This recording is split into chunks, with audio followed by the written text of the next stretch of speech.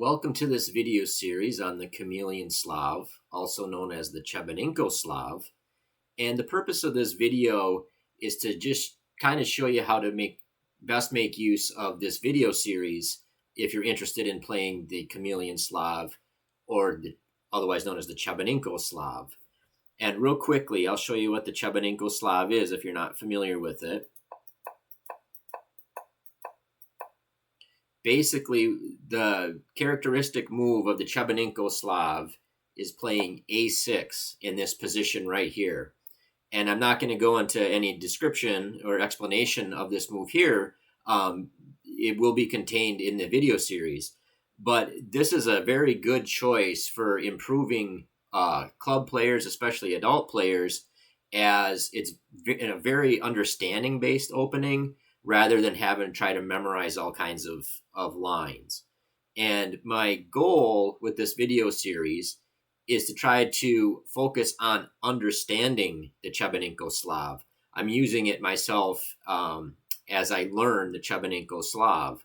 And I'm going to be making a series of videos. I've already started it. I got 6 of them done, and I'll briefly show what they are.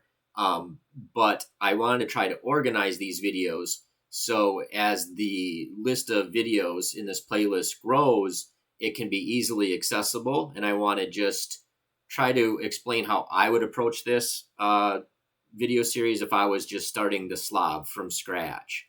So I already have 6 videos done at the time of this recording, and I plan on expanding and making a lot more videos on this chameleon Slav. But right here we have the main setup that we aim for in the chameleon Slav, and we'll have a lot of videos talking about this. But what I started with was a video that explained the purpose of this a6 move, and that is video number 1. And then the next 5 videos, I focused on different setups that you tend to aim for when you play the chameleon Slav. And I'll flip through them real quickly, but my recommendation would be to watch videos 1 through 6, and then after that, to use this index that I created that I will load links to the videos in a Lichess study. So whatever variation you're interested in, you can go straight to that video. But in a nutshell, the first 6 videos, I think it's important to watch those first to get an understanding of the different setups that we tend to use, the most common setups that we tend to use in the Slav.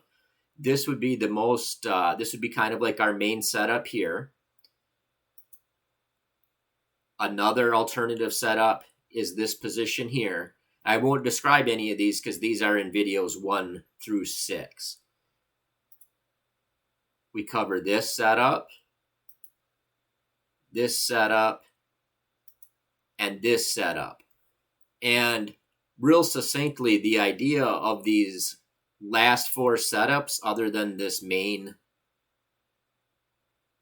setup right here, is that if we are prevented from going into this main setup, if we understand these alternative setups and the purposes of them and the ideas behind them, then we can play this Chebanenko Slav without having to memorize so much material. And I think that's really important for an adult improver, especially an improving club player.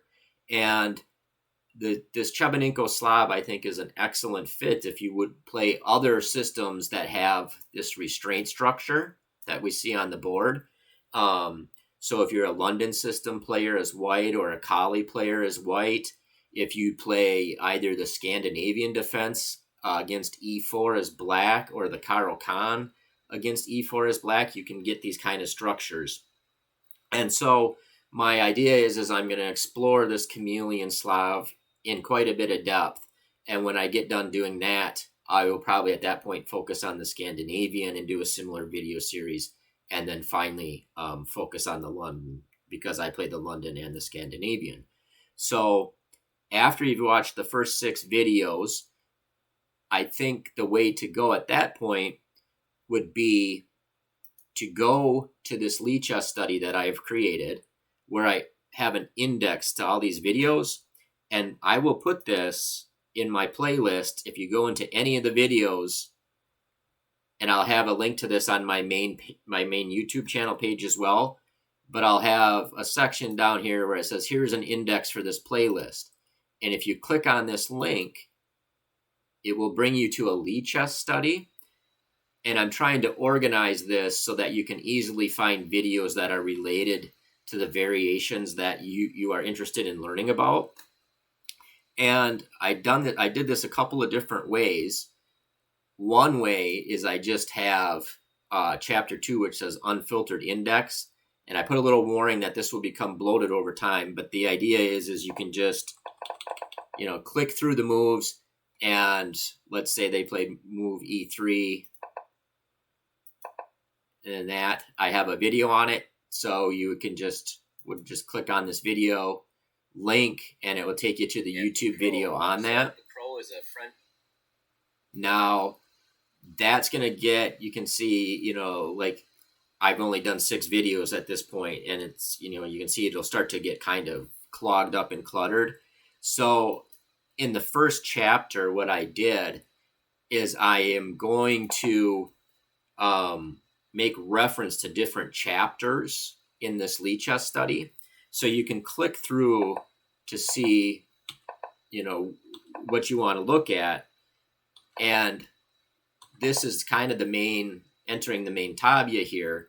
Now, if instead of, going down the main line, if they played E3, you can see I have a note in here that says see chapter 3. And then you would go over to chapter 3 over here in the chapter list in the Lichess study. And you can see that move E3 is in this. And so if you were looking for videos that I made that stem from this move orders, you could see, like, here we have one on what happens if they play bishop to D3 after E3. And then you could click on that link. And the same will be true if you head down the main line. And so here we kind of get the key main tabia in the Chebanenko Slav. And there's a number of different moves here. And because I don't want, like just to have one unfiltered index, like we already went through, that's just bloated with all kinds of links. I wanted to split it up. And so I made different categories spinning off from the main tabia.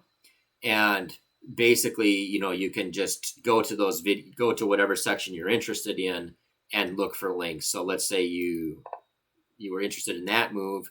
Well, it would say see chapter 10. So we would go over to chapter 10 here. And you could, you see that it takes you here. And then I'll eventually be putting links to all the videos as I make them in the appropriate spot. And just one quick thing to mention is that to get to the main tabia, I decided to do it from the move order of knight to c3 first.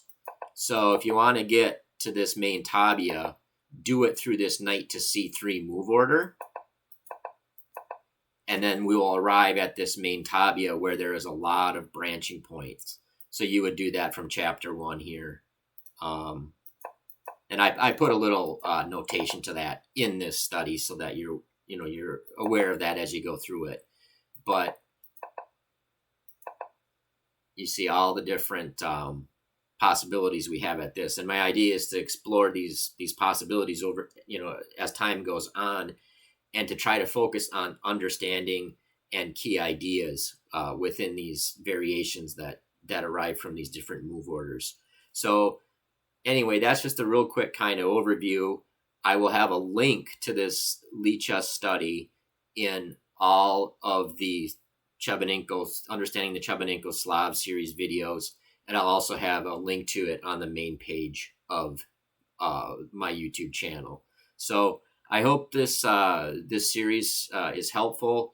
I really enjoy learning this Chebanenko Slav. I think it really fits well with the Scandinavian and the London system, and would also really fit well with the Caro-Kann.